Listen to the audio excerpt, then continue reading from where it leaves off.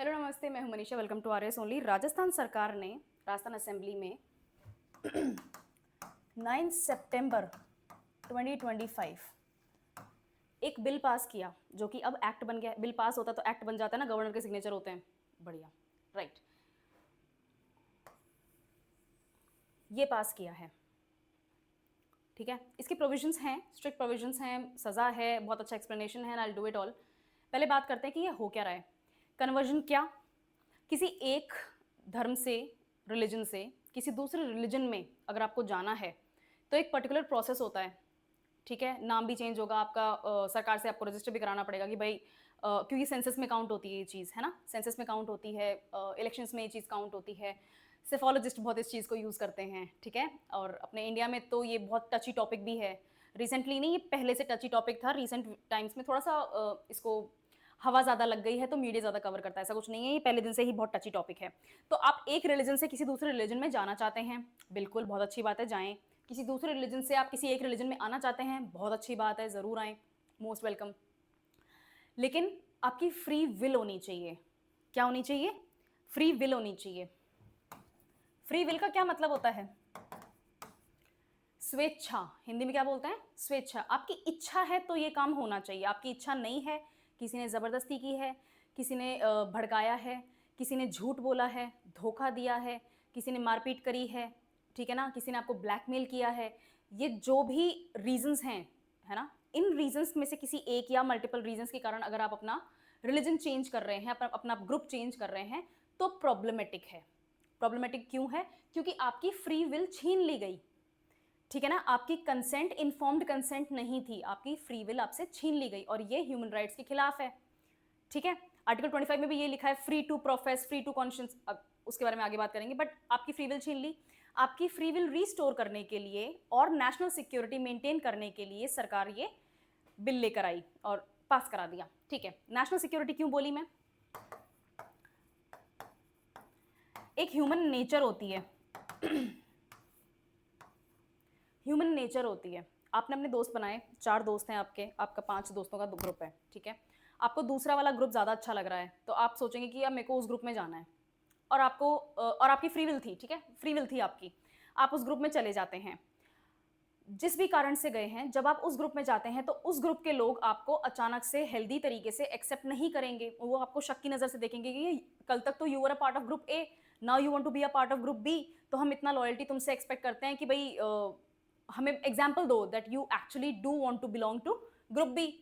तो group A के साथ में जब वो बंदा था ना, जो भी अपन एक्सवाइजेड का एग्जांपल ले लेते हैं, और ये ह्यूमन नेचर है, this is does not apply only to religions, ये अदरवाइज भी अप्लाई होता है, आपकी लाइफ में भी अप्लाई होता है। तो आप अपनी लॉयल्टी ग्रुप बी को प्रूव करने के लिए कि मैं तुम्हारे साथ ही हूं आगे से, वो ग्रुप ए को हार्म कर सकते हैं, ठीक है। तो जब वो ग्रुप ए को हार्म करने की कोशिश करते हैं तो नेशनल सिक्योरिटी का क्वेश्चन आके खड़ा हो जाता है। यहां पर आता है आपका रेडिकलिज्म वाला पॉइंट। रेडिकलिज्म किसी एक रिलीजन की प्रॉब्लम नहीं है, रेडिकलिज्म सभी रिलीजन्स में है, ठीक है। मोर लेस उसकी मैं बात ही नहीं कर रही। Radicalism is a reality of every religion, ठीक है। तो ये नेशनल सिक्योरिटी हैम्पर आपके क्वेश्चन में आ जाती है रेडिकलिज्म के कारण, क्योंकि जब आप ग्रुप चेंज करते हैं, जैसा मैंने आपको बताया, आपको कुछ स्ट्रिक्ट बिहेवियर्स शो करने पड़ते हैं अपनी नए ग्रुप के लिए या नए ग्रुप के प्रति लॉयल्टी प्रूव करने के लिए। Again it's a human nature, ठीक है। तो इन 2-3 चीजों को ध्यान में रखते हुए ये बिल पास किया गया, ओके। इसके ऊपर काफी प्रोटेस्ट भी हुए हैं, और असेंबली के बाहर काफी पॉलिटिशियंस ने और जो एमएलएज हैं उन्होंने काफी प्रोटेस्ट भी किया। बट पॉलिटिक्स असाइड, क्या हुआ है, बिल का नाम पहले आपके लिए इंपॉर्टेंट है, from exam point of view आपके लिए बिल का नाम बहुत ज्यादा इंपॉर्टेंट है। Rajasthan prohibition of unlawful conversion of religion bill 2025, ठीक है। इसी साल आया है तो ईयर भी तो याद करोगे ना, गुड। और बिल का काम क्या है? फोर्स्ड कन्वर्जन्स वल्नरेबल ग्रुप्स के अंदर जो हो रहे हैं उसको रोकने के लिए। अब फोर्स का मतलब ये नहीं है कि किसी ने आपको पकड़ के बस सर साइन कर करवा दिए, सब पिक्चरों में दिखाते हैं, ऐसा नहीं है। फोर्स्ड कन्वर्जन में आपके हर तरीके का फ्रॉड आता है। किसी ने शादी का झांसा दे के भी अगर आपसे रिलीजन चेंज करवाया है तो वो भी आपके फोर्स्ड कन्वर्जन का ही पार्ट है, ठीक है। मुझसे मैरिज करने के बाद में आपको अपना रिलीजन चेंज करने की ज़रूरत नहीं है, लेकिन अब मैरिज हो गई है तो मैं उनको फिजिकल मेंटल अब्यूज़ दूँ, या फिर मैं उनको मैनिपुलेट करने की कोशिश करूँ, या फिर मैं उनको ऐसा ऐसा माहौल मेरे घर में पैदा हो जाए, मेरी अदरवाइज़ फैमिली मेंबर्स ऐसा माहौल पैदा कर दें कि उनको खुश रहने के लिए अपना रिलीजन चेंज करना पड़ रहा है, वो भी फोर्स्ड कन्वर्जन का ही पार्ट होता है। ठीक है? ब्लैकमेल इन्वॉल्व होता है इसमें, फ्रॉड इन्वॉल्व होता है इसमें, धोखाधड़ी, राइट? बढ़िया। नेक्स्ट बिल, ठीक है, ये प्रोटेस्ट तो ऑपोजिशन का काम ही होता है प्रोटेस्ट करना, कोई भी चाहे कोई भी ऑपोजिशन में आ जाए, उससे कोई फर्क नहीं पड़ता। आर्टिकल 25 इसमें क्वेश्चन में आके खड़ा हो जाता है। आर्टिकल 25 में क्या लिखा हुआ है? आर्टिकल 25 में आपको freedom of to practise any religion है, लेकिन कुछ इंपॉर्टेंट वर्ड्स हैं। सबसे ज्यादा इंपॉर्टेंट वर्ड है आपके लिए ये CIENC, कॉन्शियंस, CIENCE, ठीक है? CONSCIENCE, कॉन्शियंस आपके लिए इंपॉर्टेंट है, फ्रीडम टू प्रोफेस आपके लिए इंपॉर्टेंट है, फ्रीडम टू प्रैक्टिस आपके लिए इंपॉर्टेंट है, और फ्रीडम टू प्रोपगेट आपके लिए इंपॉर्टेंट है, GATE। ये 4 वर्ड्स आपके लिए आर्टिकल 25 में इंपॉर्टेंट हैं। Freedom of conscience, freedom to profess, freedom to practise and freedom to propagate. Conscience का मतलब ही ये होता है कि आपको समझ है कि आप क्या कर रहे हैं। मैं सोच समझ के एक पर्टिकुलर रिलीजन का पार्ट हूं, बाय बर्थ होते हैं वो भी है, कल्चरली भी हूं, ठीक है, लेकिन अगर मैं उस रिलीजन का पार्ट अडल्ट एज में भी हूं, सोच समझ के हूं, ठीक है, तो वहां पर कॉन्शियंस का पार्ट आता है। उसी तरह से प्रोफेस होता है। प्रैक्टिस, प्रैक्टिस क्या होता है? आप उस रिलीजन की जो भी बेसिक टेनेट्स हैं उनको प्रैक्टिस कर पा रहे हैं, ठीक है। जैसे हिंदूज में आपको संस्कार मिलेंगे, राइट? उसी तरह से जैसे इस्लाम में आपको उनके भी 4 पिलर्स ऑफ इस्लाम हैं। जब अपन रिलीजन्स की बात करेंगे तो उसमें अपन डिटेल में देखेंगे। तो ये आपके प्रैक्टिस का अधिकार है। कोई आपको वो प्रैक्टिस, जो भी उस रिलीजन के बेसिक टेनेट्स हैं, उनको प्रैक्टिस करने से रोक नहीं रहा, रोक नहीं सकता। ये फ्रीडम ऑफ प्रैक्टिस आर्टिकल 25 आपको प्रोटेक्ट करके देता है। ये क्या है? फंडामेंटल राइट है। फंडामेंटल राइट आपका फंडामेंटल होता है, इसको कोई नहीं छेड़ सकता, ठीक है ना। बहुत एक्सट्रीम एक्सट्रीम कंडीशंस अलग होती हैं, उनके बारे में बात नहीं हो रही है। और प्रोपगेट, यहाँ पर पॉइंट आ जाता है। प्रोपगेट, आप अपने रिलीजन का प्रचार करना चाहते हैं, ठीक है ना। आप लोगों को बताना चाहते हैं कि मैं इस रिलीजन का पार्ट हूँ या इस रिलीजन की पार्ट हूँ और इसमें ये अच्छी चीज़ें हैं, so why don't you come join us, ठीक है। ये आपका प्रोपेगेंडा होता है, ये आपका प्रोपगेशन का ही पार्ट होता है। आप सिखाते हैं, बताते हैं, ऐड करते हैं। इट्स समथिंग, इसको यूँ सोचो कि आपने ना कोई प्रोडक्ट बनाया है और उस प्रोडक्ट को आप मार्केट में बेचना चाहते हैं, सर्विस है, प्रोडक्ट है, जो भी है, तो आप उसका ऐड करेंगे। ऐड करेंगे तो मिसलीडिंग तो नहीं होना चाहिए ना ऐड, क्योंकि आपने मिसलीडिंग अगर ऐड दिया है तो इसका मतलब आपने लोगों को धोखा दिया है, ठीक है। उसी को रोकने के लिए है। अब इसका पॉइंट देखते हैं कि आपको फ्रीडम ऑफ रिलीजन की गारंटी तो मिलती है, लेकिन इसका मतलब ये नहीं है कि आप फोर्स करें कन्वर्जन्स को, स्पेशली किसमें? Poor, Dalit, tribals, uneducated, exploited, under privilege जो भी लोग हैं जिनको अपन प्रोटेक्शन देते हैं। पुअर हो गए, दलित हो गए, tribal, uneducated, exploited, under privilege. Under privilege में आपकी विमेन भी आ जाएंगी क्योंकि वो वल्नरेबल ग्रुप है, और माइनर्स भी आएंगे। कौन आएंगे? Minors and women. इनको भी प्रोटेक्शन अलग से दी गई है कि अगर कोई विमेन या कोई माइनर, यानी कि 18 साल से कम उम्र का जो बच्चा होता है, अगर वो रिलीजन चेंज कर रहे हैं या विमेन चेंज कर रही हैं, तो उनके पीछे का रीज़न हमें पता होना चाहिए। प्रशासन जानना चाहता है कि आप क्यों कर रहे हो ऐसा, आप सही सलामत तो हो ना। अगर आप मुस्लिम हो और आप क्रिश्चियनिटी में जाना चाहते हो तो सब ठीक तो है ना, किसी ने कुछ गड़बड़ तो नहीं करी है ना, वो वाली बात है। और ये हर रिलीजन के पॉइंट ऑफ व्यू से काउंट करते हैं। अब इसमें जो फोर्स कन्वर्जन है उसमें क्या क्या काउंट हो रहा है? ग्रीड, टेम्पटेशन, फियर और डिसेप्शन। डिसेप्शन क्या होता है? डिटेल्स को छुपाना, ठीक है ना। आप मेरा रिलीजन ज्वाइन कर लो, you are free to do whatever you want to. अब उसमें एक एस्ट्रिस्क लगा हुआ है, स्टार लगा हुआ है कंडीशन सप्लाई का, और आपने वो कंडीशन सप्लाई बताई ही नहीं, तो वो डिसेप्शन है। फियर, डराया है आपने, ब्लैकमेल किया है आपने। टेम्पटेशन, लालच दिया है आपने, ठीक है। मैं आपको ये जॉब प्रोवाइड कर दूंगा या कर दूंगी, मैं आपको महीने का राशन मुफ्त दे दूंगा, मैं आपको आपके बच्चों को एजुकेशन फ्री करवाऊंगा सारी ज़िंदगी। ये सब पॉइंट्स आपके टेम्पटेशन में आते हैं, लालच में आते हैं। इनके बदले लेकिन तुम मेरा रिलीजन ज्वाइन कर लो, ठीक है, ये टेम्पटेशन होता है। और ग्रीड, ग्रीड अपने आप में लालच होता है, ठीक है ना। तुम मेरा जो वर्शिप सिस्टम है इसको ज्वाइन कर लो और तुम्हें ये फ़ायदा होगा, सोशल लेवल पे फ़ायदा होता है, ठीक है, कल्चरल लेवल पे फ़ायदा मिलेगा। ये सब ग्रीड का पार्ट होते हैं। यानी कि आपके रिलीजन में जो वैल्यू है, उस वैल्यू से अट्रैक्ट होके आपने रिलीजन चेंज नहीं करवाया है लोगों को, आपने कोई एक्स्ट्रा पॉइंट्स जोड़े हैं, और ये सब आपके फ्रॉडुलेंट होते हैं, ठीक है। बिल में क्या पता इंश्योर किया गया है कि कोई भी कन्वर्जन इन रीजंस से ना किया जाए, ठीक है ना। क्यों? क्योंकि हम चाहते हैं कि समाज में शांति बनी रहे, हार्मनी बनी रहे, भाईचारा बना रहे, और कम्युनिटी कॉन्फ्लिक्ट्स को हम मिनिमाइज कर सकें, ठीक है। जैसे मैंने आपको बताया ना, ग्रुप ए से ग्रुप बी में अगर आप जा रहे हो तो ग्रुप बी के प्रति आपको लॉयल्टी प्रूव करने के लिए ग्रुप ए को हार्म करना पड़ रहा है। वरना ग्रुप भी आपको इमोशनली कभी भी एक्सेप्ट करेगा ही नहीं कि नहीं ये ज़रूर जासूस है, उसी ग्रुप का पार्ट है, ये अपनी है ना जासूसी करने आया है। तो जब आपको यहाँ एक्सेप्टेंस मिलेगी नहीं, ग्रुप ए को आप छोड़ चुके हो, वो आपको एक्सेप्ट करेंगे नहीं। तो ह्यूमंस क्या होते हैं, बाय नेचर हम सोशल एनिमल्स होते हैं, हमें किसी ना किसी ग्रुप का पार्ट होना ज़रूरी है। इवन एथिस्ट्स, ठीक है, जस्ट बिकॉज वो विदाउट एनी रिलीजन है डज नॉट मीन कि वो विदाउट एनी ग्रुप है। एथीज्म का भी एक ग्रुप है ना, एनिमिस्ट होते हैं, ट्राइबल्स होते हैं, इन सब का ग्रुप होता है, ठीक है, गुड। और लार्ज स्केल ऑर्गेनाइज्ड कन्वर्जन्स का जो रैकेट बोलते हैं, उनके ऊपर भी कंट्रोल करने की कोशिश की जा रही है। पंजाब के अगर आप कन्वर्जन के फिगर्स देखोगे ना तो दिल दहल जाएगा। टेंस ऑफ परसेंट्स में लोगों ने अपने आप को सिख रिलीजन से दूर कर लिया है और दूसरे रिलीजन्स में कन्वर्ट करने लग गए हैं। और वो एक बॉर्डर स्टेट है और उस स्टेट की बॉर्डर लगती है पाकिस्तान जैसे देश के साथ, तो ये प्रॉब्लमेटिक है। और राजस्थान की बॉर्डर लगती है पाकिस्तान जैसे देश के साथ ये प्रॉब्लमेटिक है, इसलिए ये स्टेप लेना ज़रूरी हो गया है, ठीक है। और वीकर सेक्शंस अपन ऑलरेडी बात कर चुके हैं। अब इसमें प्रोविजंस जो रैशनल है इनका, ये यहाँ पर दिया हुआ है 7 ईयर्स, तो बार बार कलर चेंज करना पड़ रहा है पेन का, ओके क्या क्या आपको सज़ा हो सकती है, क्या क्या आपके साथ में नुकसान हो सकता है अगर आपने ये किया तो 7 ईयर्स ऑफ लाइफ इम्प्रिजनमेंट और बहुत भारी भरकम फाइन अगर आपने किसी भी तरीके का अनलॉफुल कन्वर्जन एक्टिविटी को हेल्प करी है या फिर कंडक्ट किया है। ज़्यादा सिवियर आपकी सज़ा होगी अगर आपने माइनर 18 साल से छोटे उम्र के लोग, विमेन महिलाएं, SC/ST community, differently abled individuals और मास कन्वर्जन्स करवाने की कोशिश की है। तो मास कन्वर्जन्स मतलब वो होता है ना, वो एक तरह से मतलब हज़ारों लोग इकट्ठे होते हैं और मतलब कईयों को एक साथ कन्वर्ट कराते हैं, पानी में डुबकी लगवाते हैं, now you are this and that, तो वो सब आपका फ्रॉड में आएगा। ये आएगा ही आएगा फ्रॉड में, ये तो आएगा ही आएगा इस बिल में। अब आप लोगों को इकट्ठा करके मास कन्वर्जन्स नहीं करवा सकते, ठीक है।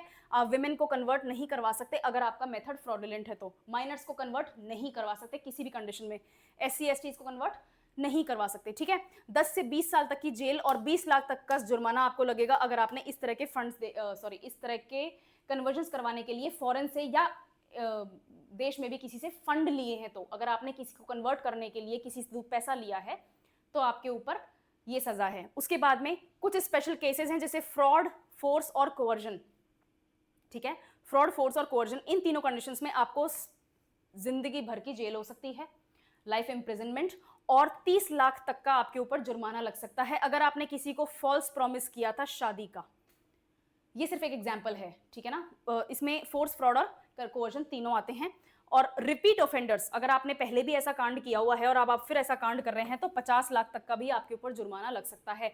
50 लाख तक का जुर्माना कितने लोग दे सकते हैं इस देश में? नहीं दे सकते ना ज़्यादातर, गुड, उनको जेल हो जाएगी अब, ठीक है, बढ़िया। इसके अलावा इलीगल कन्वर्जन करवाने वाले लोगों की प्रॉपर्टीज को डिमोलिश कर दिया जाएगा। बुलडोजर वैसे ही बहुत ज़्यादा ट्रेंड में है, ठीक है। उनकी प्रॉपर्टीज को डिमोलिश कर दिया जाएगा, उनकी प्रॉपर्टीज को कन्फिस्केट कर लिया जाएगा, यानी कि अब आपकी वो प्रॉपर्टी नहीं है, सरकार उसके ऊपर कब्जा कर लेगी। और ऐसे इंस्टीट्यूशंस जो इस तरह के कामों में लिप्त हैं उनके लाइसेंसेस परमानेंटली खत्म कर दिए जाएंगे। उनको किसी भी तरह की रिलीजियस प्रैक्टिस करने का, रिलीजियस एक्टिविटीज को प्रैक्टिस करने का लाइसेंस कभी नहीं मिलेगा, ठीक है। परमानेंटली उनका लाइसेंस छीन लिया जाएगा, उनकी प्रॉपर्टी सीजर हो जाएगी और उनको 1 करोड़ रुपए तक का फाइन देना पड़ सकता है। और इस तरह के क्राइम्स अगर आप इनमें से किसी एक में भी एक्टिव पाए गए हैं तो इस तरह के क्राइम्स कॉग्निजेबल ऑफेंसेस हैं और नॉन बेलेबल, नीचे वर्ड छुप गया है, नॉन बेलेबल ऑफेंस है। अगर आपको गिरफ्तार कर लिया जाएगा ना तो आपको हाईकोर्ट से बेल नहीं मिलेगी, ठीक है। तो ये बहुत ज़्यादा स्ट्रिक्ट बनाया है इस कानून को। इसके बाद में अब जो कन्वर्ट हो गए हैं या हो रहे हैं या होना चाहते हैं, उन्हें DM को महीनों पहले एडवांस में बताना पड़ेगा कि मैं फला तारीख को अपना धर्म, अपना रिलीजन चेंज कर रहा हूँ या कर रही हूँ। DM, ठीक है, इनको बता दिया आपने, डिस्ट्रिक्ट मजिस्ट्रेट को बता दिया जहाँ के भी आप रेजिडेंट हैं, बढ़िया। उसके बाद में वेरिफिकेशन का प्रोसेस स्टार्ट होगा कि क्या आप अपनी स्वेच्छा से ये काम कर रहे हैं, आपकी फ्री विल है, या कोई आपको ये काम करवा रहा है किसी गलत कारण से। गलत कारण अपन पहले देख चुके हैं, ठीक है। पब्लिक नोटिफिकेशन जारी करना है, यानी कि आपको पेपर में छपवाना है। एक तरह से सिंपल भाषा में बताऊं कि आज से मुझे फला ना बोलकर, XYZ ना बोलकर ABC बोला जाए। क्यों? क्योंकि मैंने XYZ वाला रिलीजन अपना छोड़ दिया है और अब मैं ABC वाले रिलीजन का पार्ट बनने जा रहा हूँ या जा रही हूँ, ठीक है। और इसके ऊपर इंक्वायरी होगी कि आपकी फ्री विल इन्वॉल्व है या नहीं, उसको इंश्योर करने के लिए, ठीक है, बढ़िया। इस प्रोसेस को ब्रीच कर दिया आपने, अगर ये काम आपने नहीं किया है, ठीक है, तो आपको 14 साल की जेल हो सकती है और आपके ऊपर भारी भरकम फाइन भी लग सकता है। Okay, very good. To regulate and scrutinise conversions while allowing genuine ones, preventing abuse. हम चाहते हैं कि किसी भी तरीके का अब्यूज ना हो, लोगों को गुमराह ना किया जाए, बरगलाया ना जाए, बहलाया फुसला के उनको उनका ग्रुप ना चेंज करवा दिया जाए, उनका रिलीजन ना चेंज करवा दिया जाए, और सिर्फ जेन्युइन केसेस जो सच में फील करते हैं कि मुझे दूसरे रिलीजन में ज़्यादा वैल्यू नज़र आती है, मैं उसका पार्ट बनना चाहता हूँ या चाहती हूँ, तो सिर्फ वही हूँ। ठीक है, ये रेस्ट्रिक्शन के लिए नहीं है, ये क्रिमिनलिटी को रोकने के लिए है। आपसे जो लोग आपकी फ्री विल छीन रहे हैं, जान करके छीन रहे हैं या फिर आपको बिना बताए ही आपकी फ्री विल छीन रहे हैं, उनको रोकने के लिए है, क्योंकि ये क्रूअल एक्टिविटी है, ये गलत है। अब मुझे आप में कोई भी कमेंट में मुझे ये जरूर बताएगा कि क्या सच में इसकी जरूरत थी। शिकायत भी तो करी जा सकती है, अलग से एफआईआर कराओ ना। नहीं कि मेरे को ये बोला था कि मेरे साथ शादी करने के बाद में मैं बिल्कुल फ्री हूँ अपने जो प्रीवियस रिलीजन है उसमें बिलीव करने में, प्रैक्टिस करने में, और अब यहाँ से मुझे मेंटल और इमोशनल ट्रॉमा झेलना पड़ रहा है, मुझे पूरी इनकी फैमिली प्रेशर कर रही है कि तुम अपना रिलीजन चेंज करो, और अब मुझे रिलीजन जब चेंज करवा दिया है तो आई फील सफोकेटेड। तो मेरे तो ये मेंटल अब्यूज़ वाला केस बनता है, राइट? इतना तो समझ में आता है, बढ़िया। तो वो क्यों नहीं कर रहे? इस एक्ट की क्या ज़रूरत पड़ गई? ये क्वेश्चन आपके लिए है। इसका मिसयूज़ हो सकता है, सरकारें मिसयूज़ कर सकती हैं। एक सरकार किसी एक रिलीजन का पक्ष लेती है, दूसरी सरकार किसी दूसरे रिलीजन का पक्ष लेती है, तीसरी सरकार किसी तीसरे रिलीजन का पक्ष लेती है, सरकारें बदलती रहती हैं। ठीक है, तो इस सरकार ने XYZ रिलीजन वालों को रोक लिया, इस सरकार ने ABC रिलीजन वालों को रोक लिया, इस सरकार ने HIJK रिलीजन वालों को रोक लिया। ठीक है, तो ये मिसयूज़ का पार्ट बनता है, ये मिसयूज़ करने का एक तरीका पैदा होता है, तो इसका मिसयूज़ भी है। और माइनॉरिटीज़ और ट्राइबल्स के ऊपर इसका क्या असर पड़ेगा? सबसे ज़्यादा परेशान यही है, इन्हीं को सबसे ज़्यादा टारगेट किया जा रहा है। बहुत सरकारी आंकड़े भी हैं, डेटा है। अगर आपको नहीं विश्वास है ना सरकार के ऊपर, तो प्राइवेट इंडिविजुअल्स जो हैं, प्राइवेट ऑर्गेनाइजेशंस जो हैं, NGOs जो हैं, वो भी डेटा रिलीज़ करते हैं इंडिया में कन्वर्जन रैकेट चलने के। वहाँ पर भी अगर आप नोटिस करेंगे तो ट्राइबल्स को, SCs को, और स्पेशली डिसेबल्ड जो होते हैं, विमेन जो होती हैं स्पेशली, इसके सबसे ज़्यादा इसका असर पड़ता है विमेन के ऊपर। तो ये आपके जो हैं weaker sections of the society हैं, इनके ऊपर कितना इम्पैक्ट पड़ने वाला है, ये आपको ध्यान में रखना है। आपके एग्जाम में क्वेश्चन डायरेक्ट नहीं आएगा, इसका सोशल इम्पैक्ट होता है कि आखिर इस काम से असर क्या पड़ेगा। तो ये जो सोशल इम्पैक्ट वाली चीज़ है, इसमें आप ये मेंशन कर सकते हैं। नेशनल सिक्योरिटी के लिए सरकार क्या कर रही है, कर सकते हैं। आपकी फ्री विल बची रहे उसके लिए सरकार क्या कर रही है, वो कर सकते हैं। उनमें यहाँ आपका एग्जाम्पल भी बनता है, और कई कई जगहों पे आपसे डायरेक्ट क्वेश्चंस भी पूछे जा सकते हैं। एंटी कन्वर्जन बिल का सोशल इम्पैक्ट क्या है, एंटी कन्वर्जन बिल किसको टारगेट करता है, एंटी कन्वर्जन बिल इतना ज़्यादा सख्त और कठोर क्यों बनाया है, इसके प्रोविजंस क्या क्या हैं, कब पास हुआ था, ये तक बन जाएगा। प्री का क्वेश्चन भी बन जाएगा। ठीक है, समझ में आया? तो anti conversion bill it's a big news. Actually Tuesday को ये हुआ था, बट ट्यूसडे को पास हुआ नहीं था, तो उसके बाद में जब लास्ट एक्टिविटी चल रही होती है तब उसके ऊपर सिग्नेचर्स हुए, वोटिंग हुई, तब पास हुआ। तो जब तक डिटेल्स बाहर आई तब तक मैं आपके सामने ये वीडियो लेकर आ गई हूँ। समझ में आ गया? ये आपके लिए इंपॉर्टेंट है एग्जाम पॉइंट ऑफ व्यू से भी, और सोशल नॉलेज के लिए भी आपके लिए ये जानना ज़रूरी है। चलो, I will see you in the next class.